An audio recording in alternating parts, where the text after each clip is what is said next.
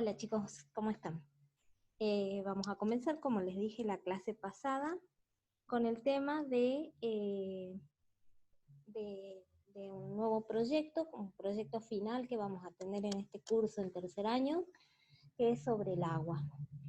Yo ya les puse el recurso en el aula para que vayan viendo también que hay mucha información, hay muchos puntos que también vamos a tocar sobre el agua. Así que bueno, vamos a comenzar a hablar sobre ella. Nosotros sabemos ya, y lo sabemos desde más o menos desde la escuela primaria y desde siempre, las propiedades del agua. Las sabemos en realidad no solo porque alguna vez las pudimos haber estudiado, sino también porque son las propiedades evidentes, y de hecho los niños repiten también estas propiedades del agua. Ustedes se acordarán cuando eran chiquitos también repitiendo que el agua es un líquido incoloro, insípido, inodoro, es decir, no tiene color, no tiene olor y no sabe a nada. Esas son las propiedades que nosotros conocemos del agua de toda nuestra vida, incluso intuitivamente. Cuando tomamos un vaso de agua, nosotros vemos que estas propiedades, en realidad no las vemos, pero sí percibimos todas estas propiedades que les acabo de leer. Pues ponemos agua en un vaso y es transparente, es decir, incolora, no tiene ningún color. Si olemos y es agua pura, por ahí acá a veces viene muy clorada, tiene un poquito de olor a lavandina, pero el agua natural no tiene olor. Y tampoco sabe a nada. Nos refresca, nos quita la sed, pero no sabe a nada, no tiene gusto a nada. El agua a presión atmosférica normal, que son 760 milímetros de mercurio, tiene un punto de congelación a los 0 grados centígrados y un punto de ebullición a los 100 grados centígrados. ¿Esto qué quiere decir? Que el agua de líquido pasa a sólido a los 0 grados centígrados y de líquida pasa a vapor a los 100 grados centígrados. De hecho, cuando supera los 100 grados centígrados ya tenemos vapor de agua. Y muchas veces también habrán sentido en casa, o espero que no hayan vivido la experiencia, que cuando nosotros vemos que sale el humito de la pava, que es el vapor que se está despidiendo porque ya el agua hirvió, y si acercamos la mano, la quemadura que nos puede causar es más grave que si nosotros nos quemáramos con el agua caliente en sí. ¿Por qué? Porque ese vapor de agua que está saliendo de la pava, ¿no es cierto?, superó los 100 grados centígrados, es una temperatura recontra alta, por eso se está convirtiendo en vapor y por eso nos quema mucho, o sea que siempre tenemos que tener cuidado con el vapor. Perdón. El agua también tiene una densidad máxima a la temperatura de 4 grados centígrados y sabemos que cuando se congela se expande, es decir, que es más, nosotros por ejemplo, cuando ponemos la cubetera en la heladera, cuando hacemos los cubitos de hielo, ponemos un poquito menos del borde y cuando sacamos los cubitos el cubito está como hasta el borde de la cubetera, es decir, que se expandió, se puso como que tomó un mayor volumen. Bueno, esa es una de las propiedades que tiene el agua cuando se congela. Acá me faltó el espacio donde dice expande al congelarse. No cabe duda entonces que el agua es una sustancia muy especial que nosotros vamos a conocer. El agua, por un lado, es el líquido más abundante en nuestro planeta. Gracias a él, la Tierra tiene un color azul, gracias al agua. Cuando se mira la Tierra desde el espacio, o en las imágenes que podemos ver de la Tierra desde el espacio, la Tierra es un planeta que tiene color azul. El color azul que tiene, en realidad es un color azul bastante oscuro, lo adquiere por la cantidad de agua que hay en el planeta. De toda la cantidad de agua que hay en el planeta, que es una cantidad grandísima, solo el 2,5 a 3% corresponde a agua que se pueda potabilizar y consumir sin mayor riesgo. Es por eso también que son tan importantes las medidas de concientización del uso del agua y también de no contaminación del agua que pueda ser para consumir, del agua que pueda ser potable, porque es un recurso que no es un recurso ilimitado, sino que es un recurso que a la larga, si nosotros seguimos contaminando, va a ser un recurso muy valioso porque cada vez vamos a tener menos. El agua, por otro lado, es el sustento de la vida sobre nuestro planeta.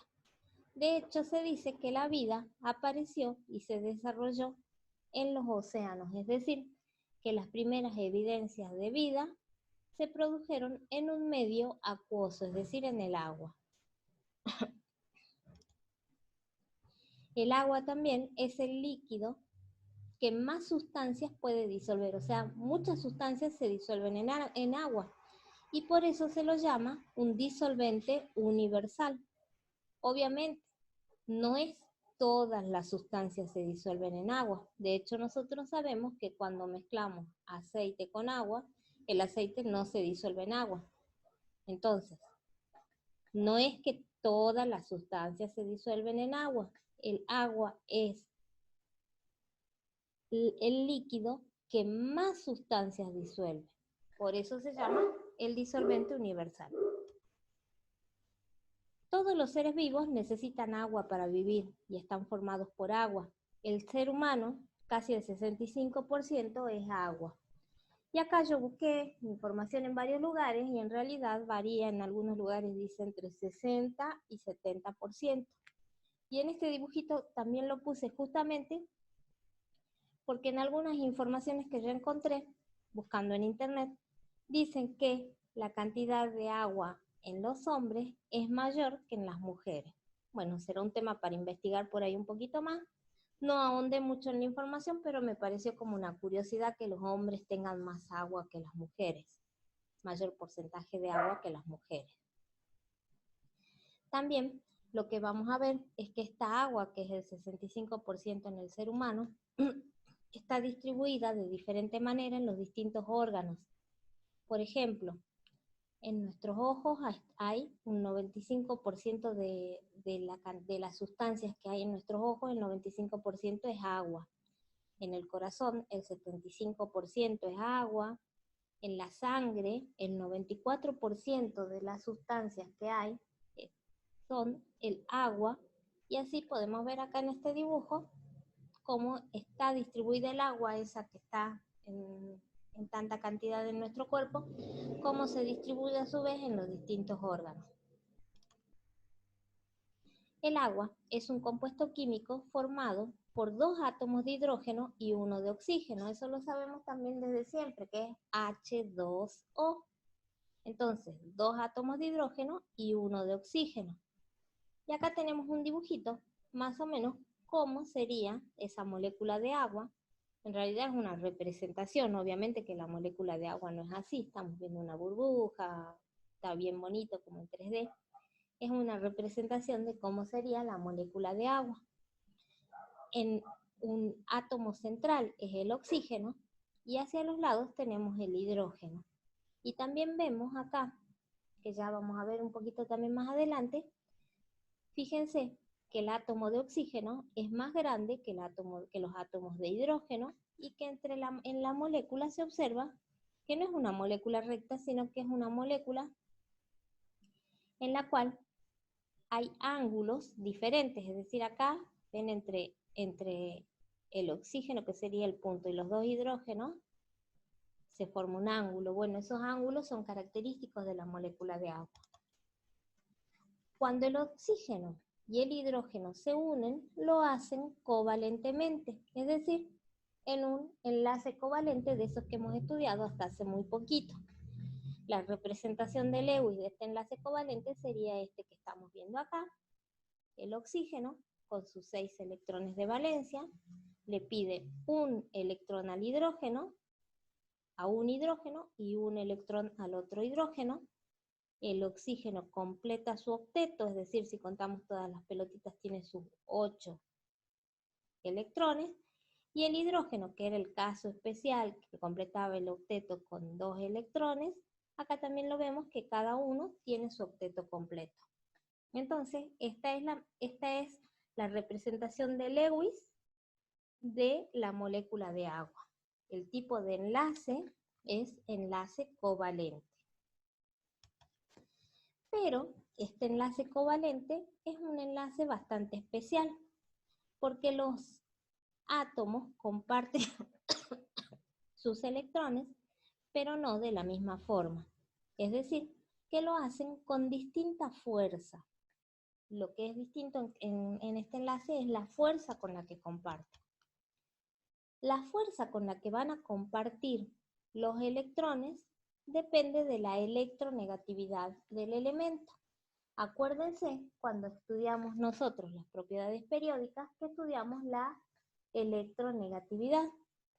Y cuando estudiamos esa electronegatividad, nosotros la definimos como la fuerza con que un elemento atrae los electrones de otro elemento cuando están formando un enlace.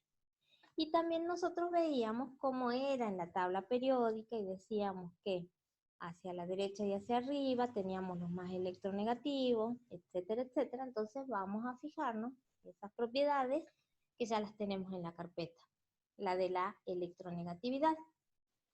Obviamente, como tenemos oxígeno e hidrógeno, dos elementos distintos, cada uno va a tener distinta electronegatividad.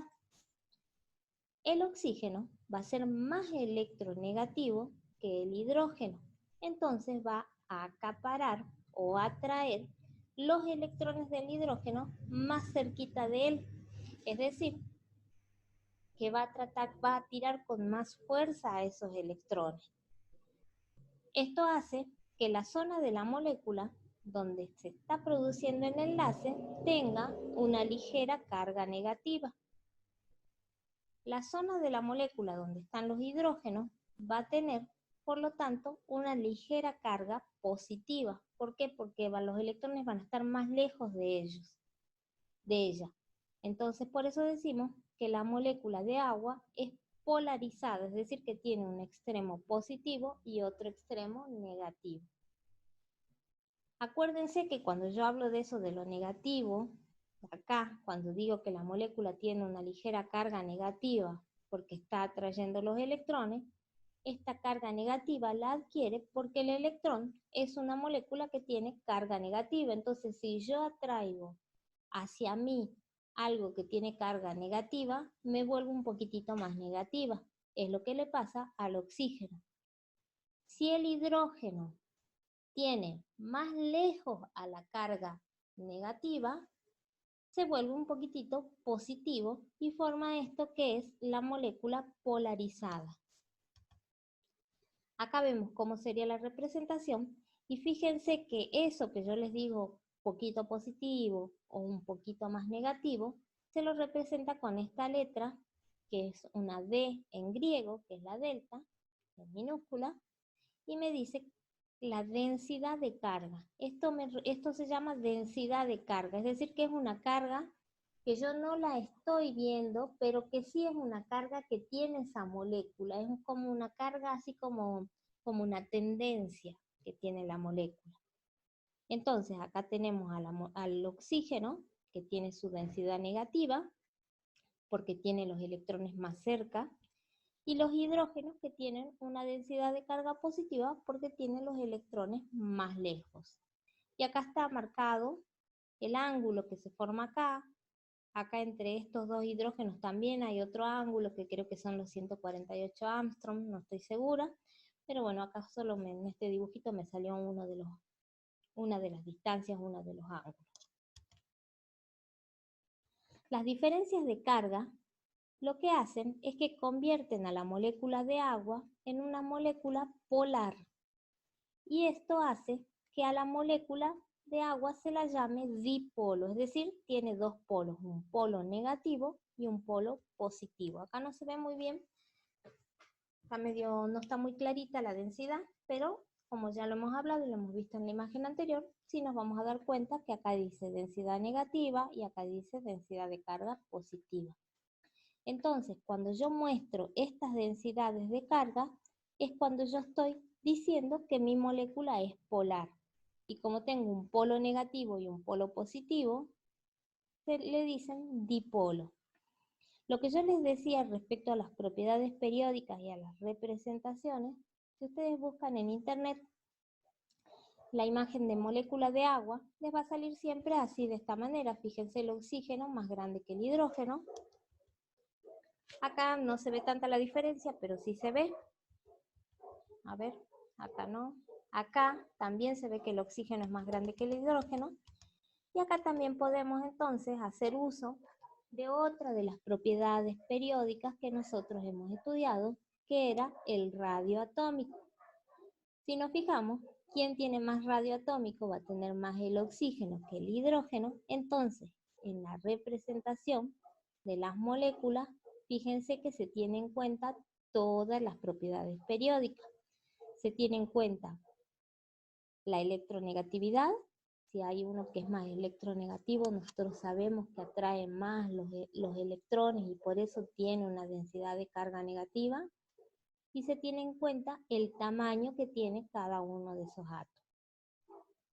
Bueno, esto les cuento para que vean cómo las propiedades periódicas, si bien las hemos estudiado y la hemos aprendido, así como algo muy teórico, cuando se pasa a la práctica también son importantes las propiedades periódicas. Precisamente como el agua es una molécula polar, las moléculas de agua se unen unas a otras, pero lo hacen de una manera muy débil y no es muy estable este tipo de unión. Estas uniones, que nosotros ya la hemos visto también en las últimas clases de uniones, se llaman, en el caso del agua, puentes hidrógeno, y se crean y se destruyen rápidamente porque no son uniones fijas, no son uniones como la iónica o covalente que eran firmes y fijas, sino que estas son por la densidad esa de carga, es decir, por la tendencia a la carga que tienen. Si bien no son estables y son débiles, los puentes hidrógenos son una de las principales fuerzas y características que hacen que la molécula de agua sea este líquido tan especial. De hecho, cuando estudiemos más adelante, cuando en quinto año veamos biología, que van a ver conmigo, vamos a ver que muchas características de las biomoléculas o de las moléculas, ¿no es cierto?, que nosotros estudiamos, tienen que ver con estos enlaces o puentes hidrógenos, las características de la molécula, es decir, si bien son inestables y son débiles, la cantidad de puentes hidrógenos me dan características especiales en las distintas sustancias. Bueno, esto era para iniciar un poquito el proyecto, para que sepan cuáles son las propiedades del agua. Disculpen porque todavía justo cuando estábamos dando la clase ladraban los perros afuera, pasaba una moto y no sé qué más, que son ruiditos que no puedo controlar. Tengo todavía un poquito de tos, cada tanto me da la tos. Y bueno, así vamos a comenzar este proyecto conociendo un poquito más del agua. Por otro lado, también les voy a contar que al final del proyecto o al final cuando vamos terminando con las clases del agua, vamos a hacer un laboratorio que lo vamos a hacer en casa por esta situación especial, un pequeño trabajo de laboratorio donde veamos características y propiedades del agua. Ya les voy a ir subiendo los materiales para que, como también yo considero que muchas veces no pueden salir, no es fácil que salgan a comprar cosas, no lleva muchos materiales que sean ni caros ni para comprar, pero por ejemplo hay una experiencia que lleva colorante, de ese colorante de torta. La verdad que no lo probé, lo podría probar con témpera, a ver si nos sale con témpera, pero yo siempre lo hice con colorante de torta y sale bien. Necesitamos 2 colores distintos, así que si tienen en casa, o si tienen una tía, una prima, alguien que haga tortas o que haga cositas ricas, le pueden pedir. Necesitamos 2 gotitas nomás o 4 gotitas de cada colorante. Vamos a también usar para el laboratorio unos globitos, unos 3 globos. Entonces, bueno, si van pudiendo, si van saliendo o van viendo si pueden conseguir, lo van haciendo ya más adelante, vamos a tener el laboratorio, pero les voy diciendo para que vayan consiguiendo los elementos. Bueno, esta era toda la clase de introducción. Mañana van a tener unas preguntitas respecto a un práctico de que ustedes investiguen o que vean las características. También que elaboren una molécula con elementos que tienen en la casa, pueden ser con frutas, con palitos, con lo que sea, las moléculas de agua. Ya les subo para mañana la tarea. Y bueno, nos vemos entonces, nos oímos en la próxima clase. Les mando un beso grande, espero que estén bien. Cuídense, chicos, porque que se levante la cuarentena no significa que el virus se haya ido. Es feo, muchos ya sabrán la experiencia. A algunos no les pasa nada, a otros quedamos más o menos. Así que cuídense, los extraño, los quiero. Quiero que estemos todos bien en las aulas nuevamente. Les mando un beso grande.